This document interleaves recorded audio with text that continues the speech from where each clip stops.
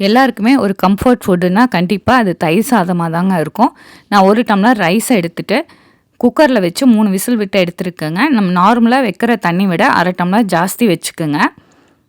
இப்போ ஒரு அகலமான பாத்திரத்தில் சாதத்தை ஆட் பண்ணிவிட்டு லைட்டாக மசிச்சு விட்டுட்டு உப்பு ஆட் பண்ணிவிட்டு நல்லா மசிச்சு விட்டுக்குங்க. கொஞ்சம் சூடாக இருக்கையிலேயே மசிச்சிங்கன்னா நல்லா மசிஞ்சிரும். நான் 1 கப்பு தயிர் ஆட் பண்ணுறேங்க. 1 கப் பால் ஆட் பண்ணுறேன். அப்போவே சாப்பிட்றதுனால நான் 1 கப் தயிர் ஆட் பண்ணுறேங்க. நீங்கள் லஞ்ச் பாக்ஸ் கொடுக்குற மாதிரி இருந்துச்சுன்னா 2 ஸ்பூன் தயிரும் மீதி பாலும் ஆட் பண்ணிக்கிங்க. இந்த மாதிரி நல்லா க்ரீமியாக வந்ததுக்கப்புறம் தாளிச்சுக்கலாம். எண்ணெய் ஊற்றிட்டு கடுகு முந்திரி போட்டுக்குங்க. பச்சை மிளகாய், கருவேப்பிலை, இஞ்சி, பெருங்காயத்தூளுங்க. நான் தாளிக்கிறதுக்கு அவ்வளோதான் ஆட் பண்ணுவேன். தாளிச்சுட்டு இது தயிர் சாதத்தில் ஆட் பண்ணிக்கலாம். நீங்கள் ஆடையோட பால் ஆட் பண்ணிங்கன்னா இன்னமும் நல்ல க்ரீமியாக இருக்கும்.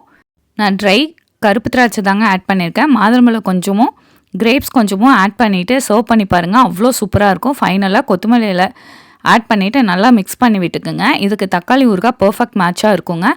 லஞ்ச் பாக்ஸ் கொடுத்து பாருங்கள். கண்டிப்பாக இது காலியாக தான் வரும். கண்டிப்பாக இந்த சூப்பரான லஞ்ச் பாக்ஸை ட்ரை பண்ணி பார்த்துட்டு கமெண்ட் பண்ணுங்கள்.